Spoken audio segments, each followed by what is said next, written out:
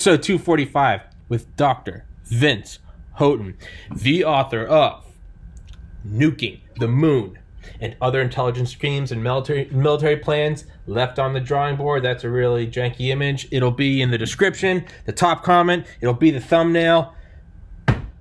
I read your book, and I'm already butchering this because I'm supposed to let you introduce yourself, but I'm clearly not. I read your book, or I listened on Audible.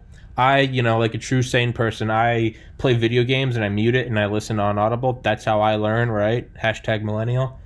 I remember listening to your book, and the entire time I was cheering like a moron by myself because it was one thing after the other that no one had ever brought up other than me.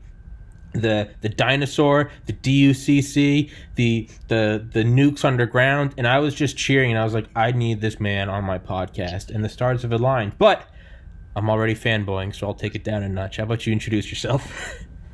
It's all good. I'm the author of Nuking the Moon and one other book called The Nuclear Spies, which is not as fun. But it's good. I've read it. It's a little more scholarly, but yes. It's certainly same basic idea. My background is in nuclear intelligence. And so I've kind of parlayed that into a couple jobs. Mm-hmm. I'm the former historian and curator of the International Spy Museum in Washington, D.C. I've now moved on to other things. Mm-hmm. You can Google me to find out what. I wrote this because I told all these stories. Yeah. As working at the Spy Museum, and someone's like, you got to put these all together. Like, you got to turn this into a book. And I never even thought about that before. Yeah. One of my podcast guests, because I ran Spycast, which was a podcast out of the Spy Museum. I don't run it anymore. One of my guests said, you got to talk to my agent. I'm like, okay, sure. I mean, I'm an academic historian. Book agent's not necessarily something we think about all the time. And I got, she literally, I'm like, oh, yeah, send me the information. She goes, no. She pulled out her phone and actually called her agent and said, I've got this great idea, and handed me the phone. And I explained it to her, and she's like, I'm sending you forms right now for you to sign for me to become your agent. And literally it was an idea that had been bouncing around in my head, and I was on a Thursday, and by the following Tuesday I had a book deal. And all of a sudden like I had to write boss. the thing. Yeah, all of a sudden I had to write the thing, which, is easier said than done. A lot of it was, how was I going to do it? And the decision was, I had been telling these stories successfully for so long, I'm just going to write them how I tell them. Yeah. And so in many cases, people look at the book and go, this is not the normal history book because it's first person. There's some naughty words in it. It's one of these things that had a lot of fun writing. Yeah. And they're short to me. I mean, there's 10, 15 pages, bite-sized pieces they're short. Yeah. Yeah. That you can read, one a day, or kind of sit down and just knock it out on a vacation or something like that. To me, it's episodic. I didn't want to get too deep into it. One of the things I really wanted to make sure I did was that if you wanted to know more about any of these stories, you didn't have to go to the National Archives. You didn't have to actually, the lay person could find a lot of information online, find a lot of information at the library, to where they could look at, kind of the backstory behind these things. So I purposely said, I'm not going to include, and this isn't me being lazy. This is me kind of as a kind of realization of the audience is going to be. I said, I'm only going to include things that I can allow people to follow up and do more research on their own without having to do too much heavy lifting. So that's why, some people are like, well, there's no primary research in this. I'm like, well, there is, but you can find it online, right? You can go and read the actual documents at your house. Yeah. And, I had no idea that we were going to be stuck in our houses for so long. So it really is an added benefit, if you really want to go and read about the Alaskan Stay Behind program, there are about 40,000 documents on FBI's website. You have a lot of time to do that now. You can go read about it. That's what I love about it, right? So the episode before this, I had on Garrett Graff, the author of Raven Rock, which is where I learned about the DUCC. And I was freaking out about that, and I was like, I can't find it anymore. And then by chance, I got your book and was listening to it, and then there was it's like chapter whatever, the Deep Underground Command Center. I swear to God, I threw my Xbox controller. I was like, fuck yes! I was freaking out, again, like a normal, sane person. But what I love about your book is it reminds me a lot of, and this is a stretch, it reminds me a lot of House of God by Samuel Shem, or that was his pen name. It's this guy that went through Harvard Medical School, best medical school, and then went to their residency program, best residency program. He wrote this book in the 70s, and it's all about the insanity of residency in America. And it actually led to some like legislation, but like fucking nurses in the closet, smoking meth, like suicide, insane. But what I love about it is it's incredibly untraditional. There's run-on sentences. There's no such thing as grammar. It's just, he just spits it all out, but because of that, you can't put it down. That's what your book is, not the grammar part, but that's what your book is it's just enough that it's like, you tell it like it's like barroom stories. It's like, do you guys want to hear about the Alaskan stay behind? And it's just like, you can finish it by the time you can finish a pitcher of beer. And then it's like, dude, that's crazy. And it's like, have you ever heard of the dinosaur? And it's like, what? And it's just like, get another round. That's what I love about it, is it's for idiots like me. I can just listen to it and I can geek out. And yeah, man, I'm a little upset that you don't have more books. Well, I mean, so books take time. Yes. And so I'm in the process right now of writing one that's a bit of a kind of tone-wise is kind of in the middle. Okay. Of Nuclear Spies and Nuking the Moon. It's not as absurd as Nuking the Moon, and it's certainly not as like scholarly rigid as Nuclear Spies. It's kind of in the middle. Yeah. I'll come on, in 6 months or 9 months, and we can have a conversation about it later on. It is down the same kind of idea, and it's going to be more scholarly, but it's about a subject that's just ridiculous. Okay. In many ways, it's about my hometown, Miami, where you can't be all that serious about that town because it's just we jokingly, I was co-author, and I jokingly talk about Miami being the Mos Eisley Cantina of the United States. If you want anything, any kind of someone to overthrow a government, can find them in Miami. You want somebody to go, launder your money, or bring in billions of dollars of cocaine, you can find them somewhere in Miami. And so that's not by mistake. That actually happened for a reason, and we're going to kind of lay out what that reason was. And there's a lot of intelligence, a lot of CIA, a lot of Operation Northwoods. A lot of Cuba, obviously, but there's a lot of crazy. So that's in process right now. You tease. So that should be a fun book, I think. You tease. It's my roommate from college got into medical school there, and then the year following, I interviewed it for medical school there, and I ended up getting in there. I didn't go, but I went down there, and I remember he was like, Tommy, and I was like, this place is crazy, and he goes, tell you right now, he goes, this city, unlike any other in the world, is where there is a upper class and a lower class and nothing in between. And I was like, that's your observation? And I was walking to my interview, and I mean the heart's bleeding for him, it's a bunch of people asking for money. And then on my left, and I have a video of it somewhere on an external hard drive from 2013, pulls up on my left, and there was a glare, and it's a chromed out Lambo. Girl in there, fake tits, the guy in there, spiked hair, covered in ice. And I was just like, I guess, welcome to Miami. But yeah, it does have that vibe. You're like, if I needed some like cocaine and hookers, I could find it here. If I wanted to, I don't know, do a weekend coup, right? Maybe you could pull it off. Yeah, and what's great about it is, a lot of these stories are historical, but you just look at the news from the last year, and there's a story about a Venezuelan coup, and it broke, and like, oh my God, these like merchant, these mercenaries. And I'm like, I guarantee there's a Miami connection to this. And like a week later, it was like Venezuelan coup planners meet on Brickell Avenue in Miami. And I'm like, there it is. There it is, baby. There it is. I didn't have to wait long to find out that that's what was happening. Speaking of Miami, I'm having on a guy next week that was involved with the largest FBI shootout ever in Miami. Yeah, but little side note about Miami. But yeah, nuclear. My father drove into the middle of that FBI shootout. Really? Yes. Oh my God!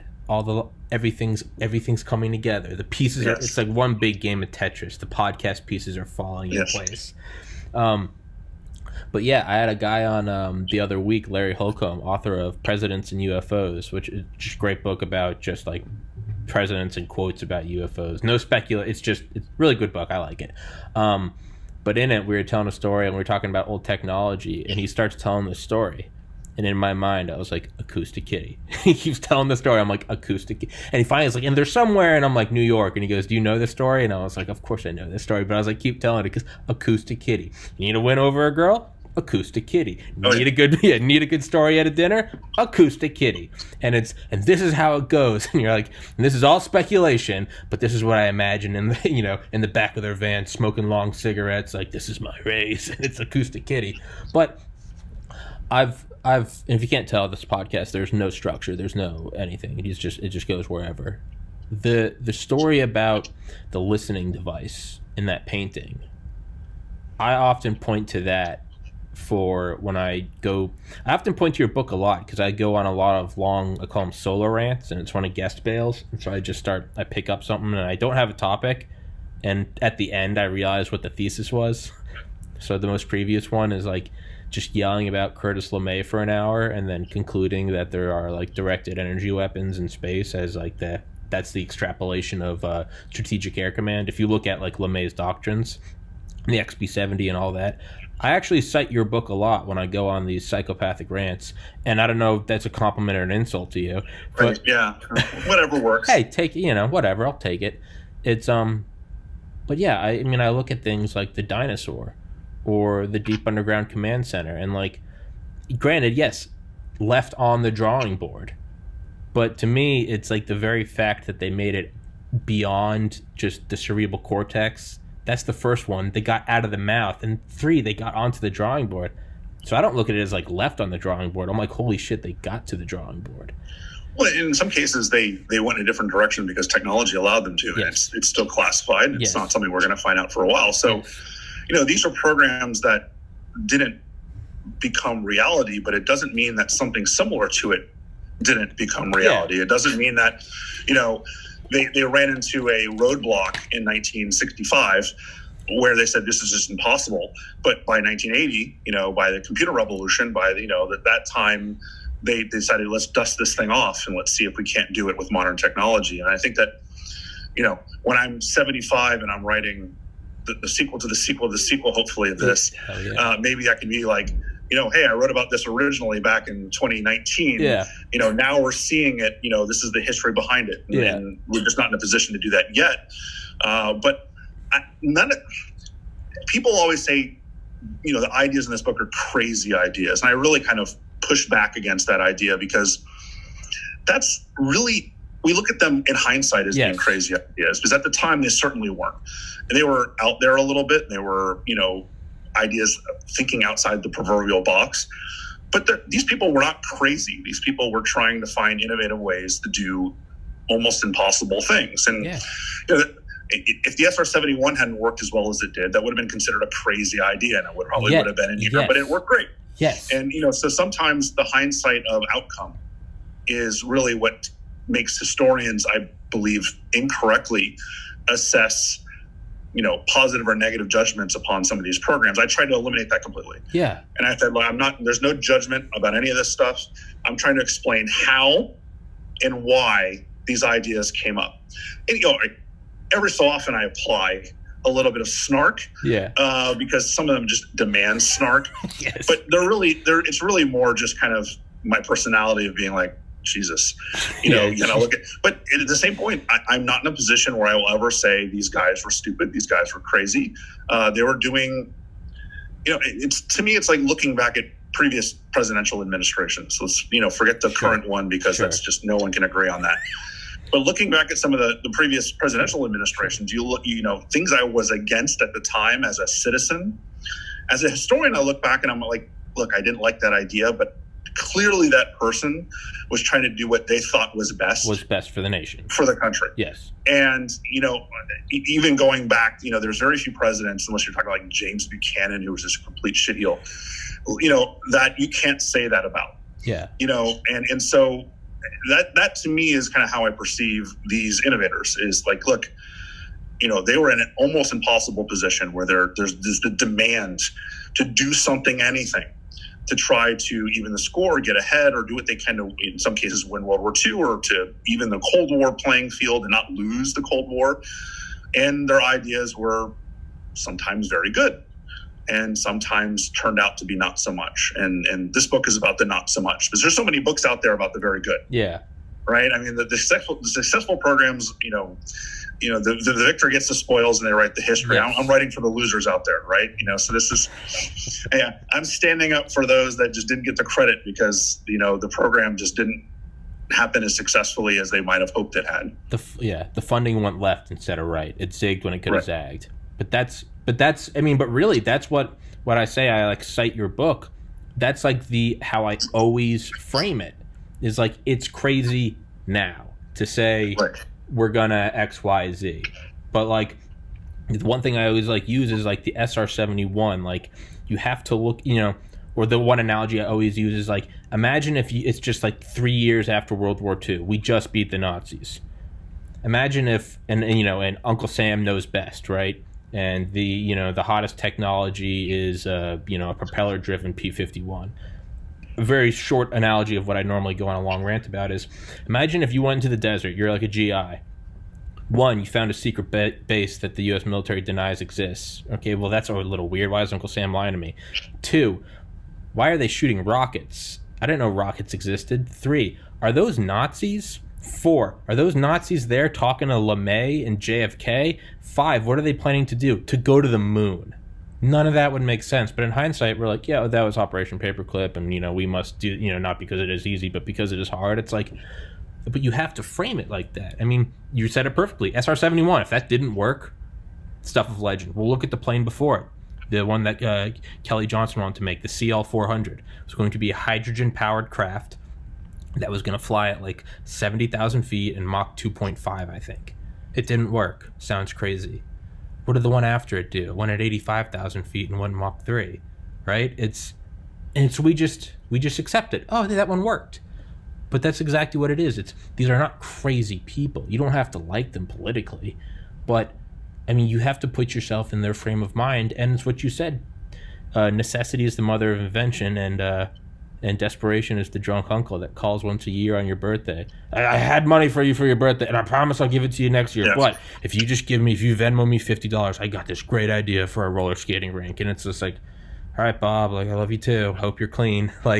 But that's what it is. And these guys aren't stupid. I know I'm ranting, but if you watch a documentary on Lieutenant General James Abramson explaining SDI in the 80s, it sounds insane.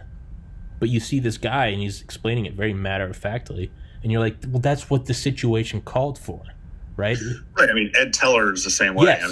He's somebody that, to this day, the people at Livermore just worship the ground he walks on. And, and it's one of these things where, my philosophy as a historian is really comes out, I think, in this book. The idea is the only way to learn from history, the only way. And people love throwing around that, if you don't learn from history, you're doomed to repeat it. Well, history's not a great guide for today. And I'm a historian, so why are you saying that? Because the circumstances just aren't the same, right? You can go back to Chinese philosophy, you never step in the same river twice because the water has moved and because you changed, right? Mm-hmm. Looking back at Napoleon's campaigns can teach you very little about modern military unless... Don't invade Russia. Was that? Don't invade Russia in the winter.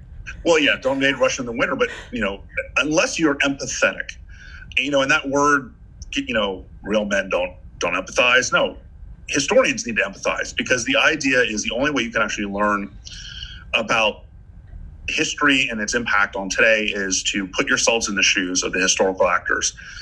This is something Karl von Clausewitz, you want to get manly, that Clausewitz in On War was talking about when he talks about things like the fog of war, when he talks about things like, he takes up friction, this idea that soldiers get tired, soldiers get cold, soldiers, need food, all these things that actually modern day commanders deal with also, right? They're not fighting Napoleon and old school line them up across each other and charge across the battlefield.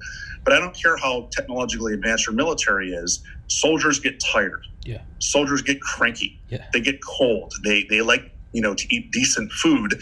You have to take that into account.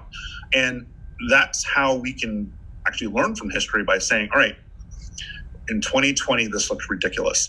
But if I go back and I put myself in the shoes of somebody that is in 1958 and Sputnik was just launched and holy shit, we're going to lose the Cold War because of this, you kind of have a very different perspective on the way that you're treating and judging these individuals, because it's not that crazy anymore. Yeah. And then we can actually say, okay, well, how do we take that to today? How do we understand how that helps us today? Is because, they had some of the same fears that we did, right? The fears of loss of sovereignty, the fears of, are we going to be a country that can kind of be proud of itself? Because that's, what they're thinking about at this time too. And so we can kind of judge today's decisions based on an understanding empathetically of historical actors versus saying there's a one-to-one comparison between Al-Qaeda and, the Soviets. Yeah. No, there's not. Yeah. Right? There's not. There's very little we can learn. I mean, even look, we can look at Afghanistan in the 1980s. No, you can't.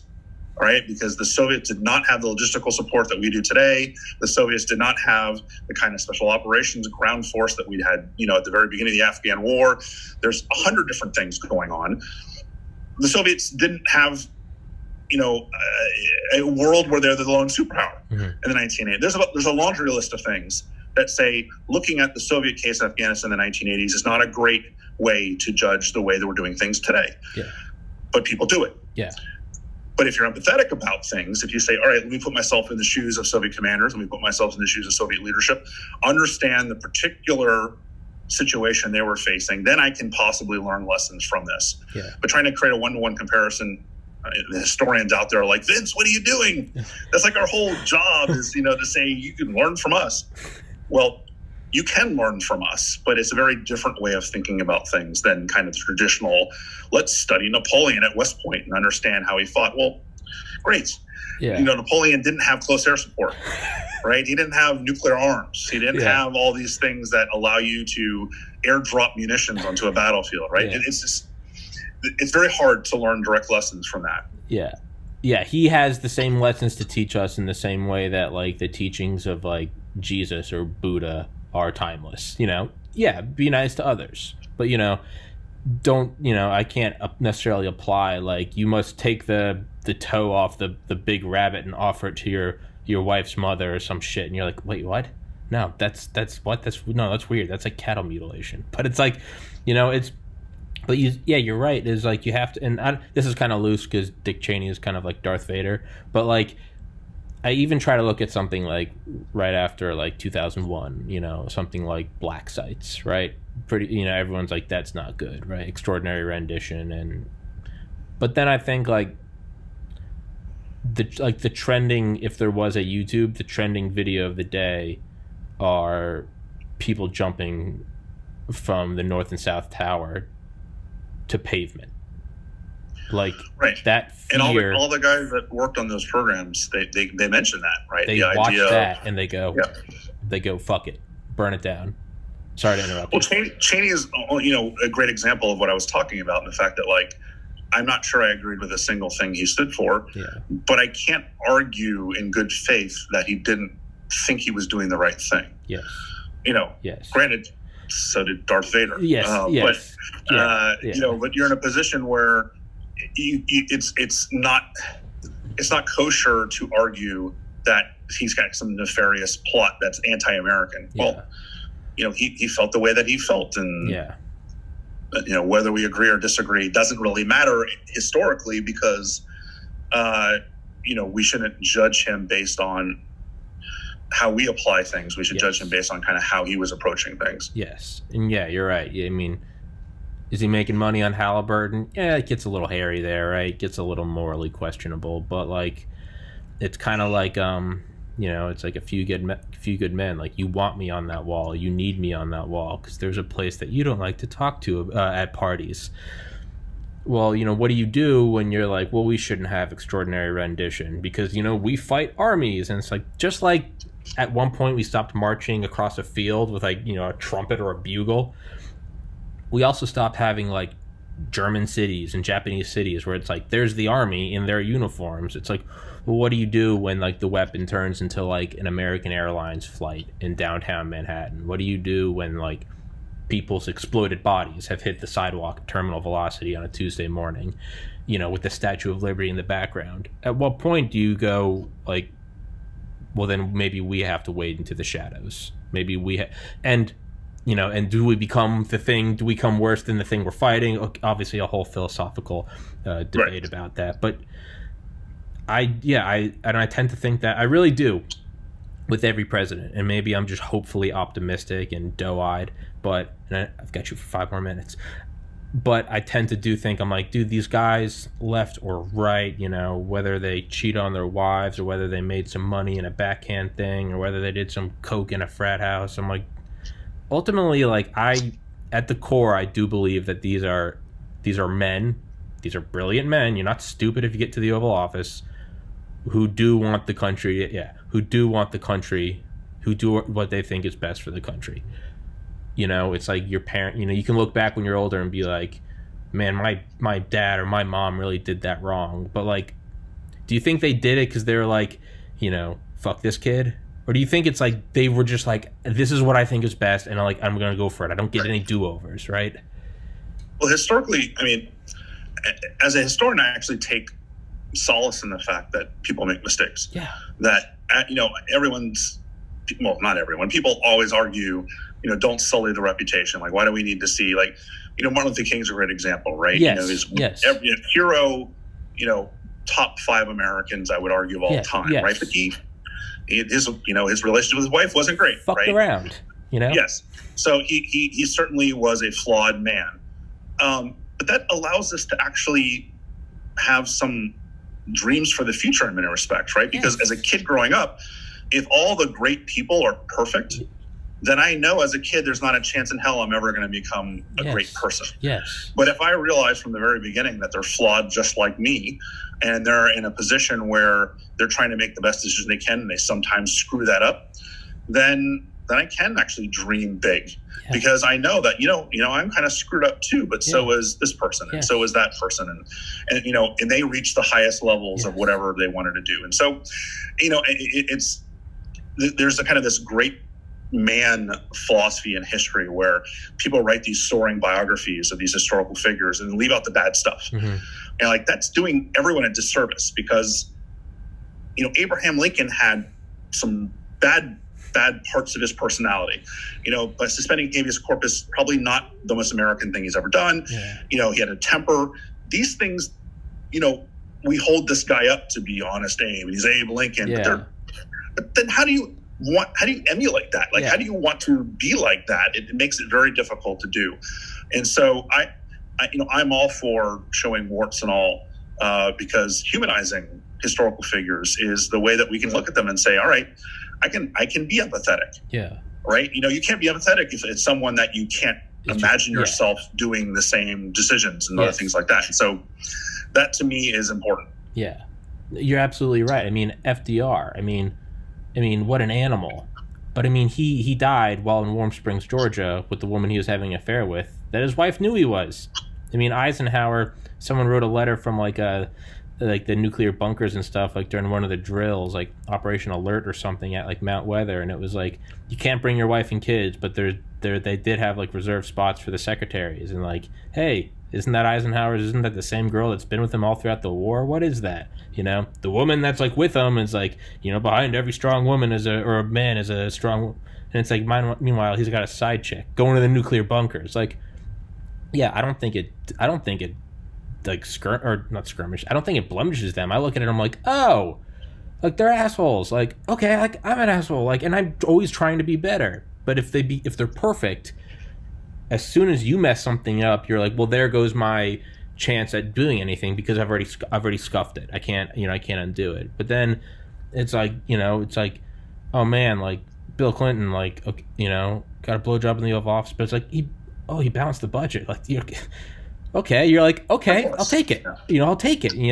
Michael Jordan, gambles a lot, but it's like, okay, but 6 championships, right? It's only. I gotta let you. I have one more minute with you. It's only a matter. I'm from New England, but it's only a matter of time before something comes out about Tom Brady. It's been too long. It's only a matter of time. You have the Deflategate stuff, which you guys pretend doesn't exist. I don't know I don't even know what that word means. I don't even know what that word means. I don't recognize that. Like, China doesn't recognize. He's a cheater, as far as I'm concerned. Yeah. What I mean is, like, something bad's gonna come out, like some like Mike Vick shit, right? Or some racist comment, and it's gonna be. Deflategate, that's bad in the eyes of football. I mean, like, something like theft, or I guess that would be theft, right? It's going to be something like he beats his dog. Does that make him any less of a champion? No. Okay, but now he's not like Tom Brady, like this, and I know you're looking at me like, shut up about Tom Brady, dude, but well, I'm at 29 minutes and 47 seconds, and I'm not going to keep you over. Dr. Vince Houghton, author of Nuking the Moon, as well as Nuclear Spies, which I loved for what it is, too. It's not Nuking the Moon, but Nuking the Moon is Nuclear Spies. And I did learn a lot. I feel like I'm well-versed in that subject, and Nuclear Spies is a lot, especially, about General Groves and not changing the names of operations. But I won't tease anyone with that. That is an awesome book. I'm going to definitely segue this into trying to get you on for a Nuclear Spies episode sometime next year. But, or next month, I don't care. But I'm not going to put that pressure on you right now. The book is awesome. It's a one-day listen. It's fun. It is legitimately fun. You do for Cold War history what Dan Carlin did for World War I. That's how I feel. I don't know if you're familiar with Dan Carlin. Yes, appreciate it. Yeah, that is, and I mean that from the heart. I listen to a lot of audiobooks. You can make anything interesting, and I cannot wait for your next book. Thank you for coming on, sir. I will send you this when it's over or when it's uploaded. Thank you so much for coming on, man. Of course. I appreciate it, man. All right, man. God bless. God bless. Stay safe, everybody. God bless America. Bye-bye. Take it easy. Peace. Bye.